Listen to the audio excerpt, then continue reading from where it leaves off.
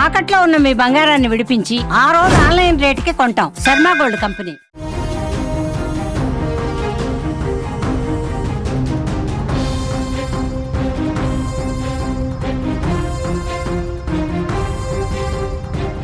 భయ్యా, నువ్వు దేశద్రోహివేనా? నువ్వు ఈ దేశ రహస్యాల్ని పాకిస్తాన్కి అందించావా?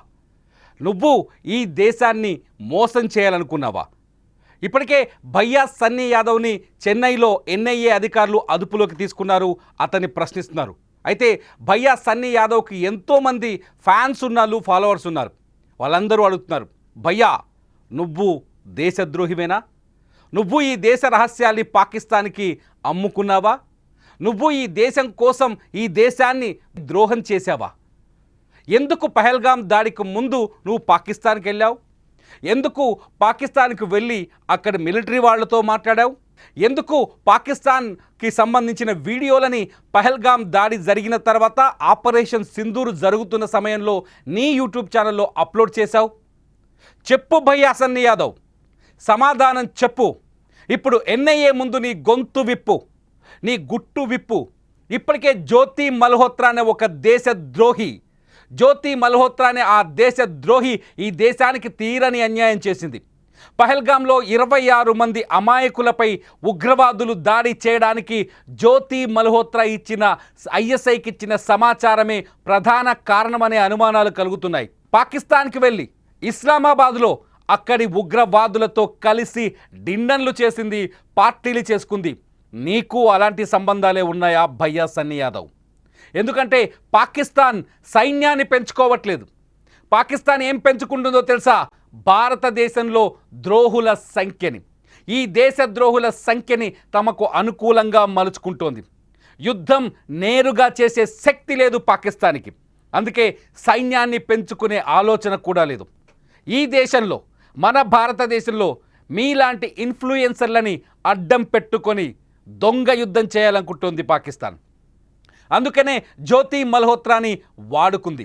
సిగ్గులేని జ్యోతి మల్హోత్రా ఈ దేశానికి అన్యాయం చేసింది. నువ్వు అలాగే అన్యాయం చేసావా భయ్యా సన్నీ యాదవ్?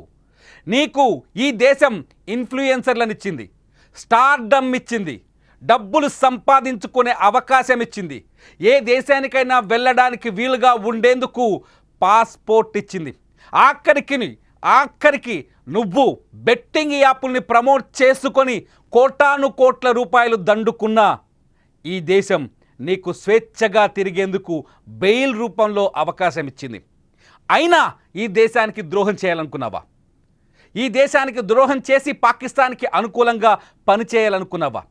నీ మనస్సులో, నీ మెదడులో అటువంటి ఆలోచన లేకపోతే ఎందుకు పాకిస్తాన్ వీడియోలని ఆపరేషన్ సింధూర్ సమయంలోనే నీ యూట్యూబ్ ఛానల్లో అప్లోడ్ చేశావు మిస్టర్ భయ్యా సన్నీ యాదవ్?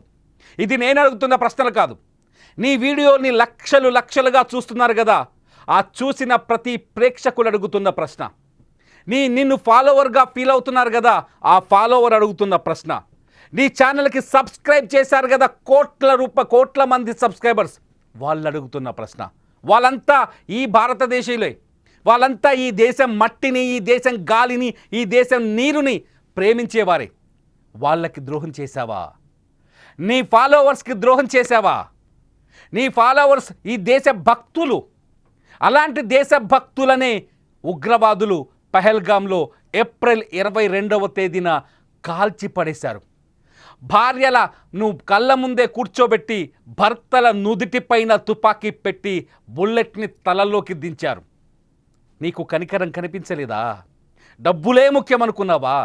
అందుకే ఆ సమయంలోనే పహల్గాంకి సంబంధించిన ఉన్మాదం గురించి ఈ దేశం కన్నీళ్లు పెట్టుకుంటున్న సమయంలోనే, పహల్గాంలో చనిపోయిన భర్తలని తలుచుకొని మన సోదరీమణులు ఏడుస్తూ దుఃఖంతో రోదిస్తున్న సమయంలోనే నువ్వు పాకిస్తాన్ టూర్ చేసిన వీడియోలు అప్లోడ్ చేస్తావా?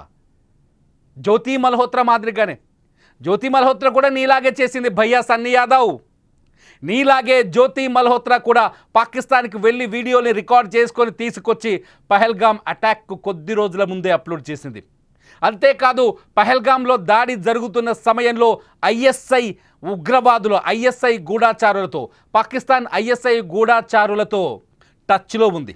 వాట్సాప్లో మెసేజ్లు పంపించింది, టెలిగ్రామ్లో వీడియోలు పంపించింది, ఇన్స్టాగ్రామ్లో చాటింగ్ చేసింది.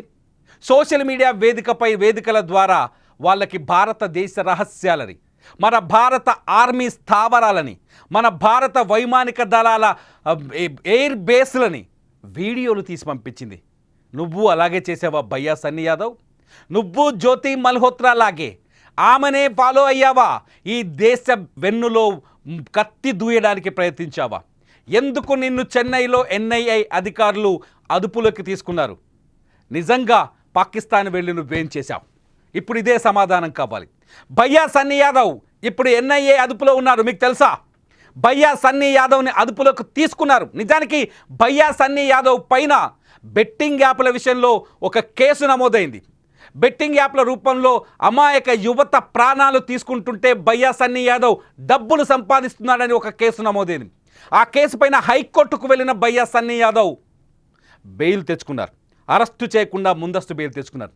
ఈ దేశమే కదా నీకు స్వతంత్రాన్ని కల్పించింది. ఈ దేశం రాజ్యాంగమే కదా నీకు ఆ హక్కుని కల్పించింది, బెయిల్ పొందే హక్కుని. బెయిల్పై వచ్చిన తర్వాత ఒక యూట్యూబర్ పైన వీడియో చేసి అతని పైన ఆరోపణలు చేసిన తర్వాత పాకిస్తాన్ టూర్కి వెళ్ళాడు భయ్యా సన్నీ యాదవ్. పాకిస్తాన్ టూర్కి వెళ్ళి బైక్ మీద ఏం చేశాడు? అక్కడ మిలిటరీ వాళ్ళతో మాట్లాడారు. నా దగ్గర కొంత సమాచారం ఉంది. అక్కడ మిలిటరీ వాళ్ళతో మాట్లాడాడు. అక్కడ పాకిస్తాన్లో అన్ని ప్రాంతాలకు సంబంధించిన వీడియోలు తీశాడు. పాకిస్తాన్ని గొప్పగా అభివర్ణించాడు. నిన్నటి రోజున కూడా భయ్యా సన్నీ యాదవ్ పాకిస్తాన్ టూర్ వీడియో తన యూట్యూబ్ ఛానల్లో అప్లోడ్ చేశాడు. ఎంత ధైర్యం భయ్యా సన్నీ యాదవ్! ఈ దేశం కన్నీళ్లు పెట్టుకుంటుంటే నువ్వు సంతోషాన్ని పంచుకుంటావా? ఈ దేశం పాకిస్తాన్ని వద్దు అనుకుంటుంటే నువ్వు ఆ దేశాన్ని నీ యూట్యూబ్ ఛానల్లో ప్రమోట్ చేస్తావా? ఈ దేశం పాకిస్తాన్తో ఇబ్బందులు పడుతుంటే ఆ దేశాన్ని పొగుడుతున్న వీడియోలు చేస్తావా భయ్యా సన్నీ యాదవ్? నువ్వు ఈ దేశ ద్రోహివేనా? బెట్టింగ్ యాప్లతో కోట్లు సంపాదించావు. సూర్యాపేట జిల్లాలో నీ సొంతూరులో జబర్దస్త్ బిల్డింగ్ కట్టావు. ఎవడు వద్దనలేదే? ఏ వ్యక్తి నిన్ను అడ్డుకోలేదే? నువ్వు ఎదగాలని కోరుకుందే ఈ దేశం. నీ అభిమానులు, నీ ఫాలోవర్స్ ఈ వీడియో కింద నన్ను కూడా తిడుతూ కామెంట్ చేయొచ్చేమో, కానీ నిజాన్ని గ్రహించండి డియర్ ఫాలోవర్స్. భయ్యా సన్నీ యాదవ్ పాకిస్తాన్ వెళ్ళి ఏం చేశాడో కనుక్కోండి, ప్రశ్నించండి. నువ్వేం చేశావని నిన్ను చెన్నై ఎయిర్పోర్ట్లో ఎన్ఐఏ కాపు కాసి ఎందుకు అదుపులోకి తీసుకుందో సమాధానం చెప్పమనండి. ఈ దేశానికి ద్రోహం చేయకపోతే, మన దేశ రహస్యాలని పాకిస్తాన్కి అందించకపోతే, పహల్గాం దాడికి ముందు నువ్వు పాకిస్తాన్ టూరు చేయకపోతే నిన్ను ఇవాళ ప్రశ్నించే వాళ్ళు ఎవరు?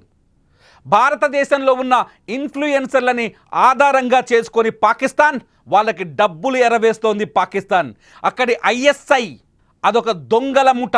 పాకిస్తాన్లో జైషే మహమ్మద్, లష్కరే తోయిబా, హిజ్బుల్ ముజాహిద్దీన్ లాంటి ఉగ్రవాద సంస్థలకు డబ్బును చేకూరుస్తూ, ఉగ్రవాదుల్ని రిక్రూట్ చేస్తూ, అమాయకపు ముస్లిం పిల్లలకి మతోన్మాదాన్ని వృద్ధిపోస్తూ, వాళ్ళని ఉగ్రవాదం వైపు మళ్లిస్తూ వాళ్ళ జీవితాన్ని నాశనం చేస్తుంది. భారతదేశం అణువణువును తుపాకీతో కాల్చి రంధ్రాలు చేయాలని చూస్తోంది. కశ్మీర్లో హింసను ప్రోత్సహిస్తోంది ఐఎస్ఐ.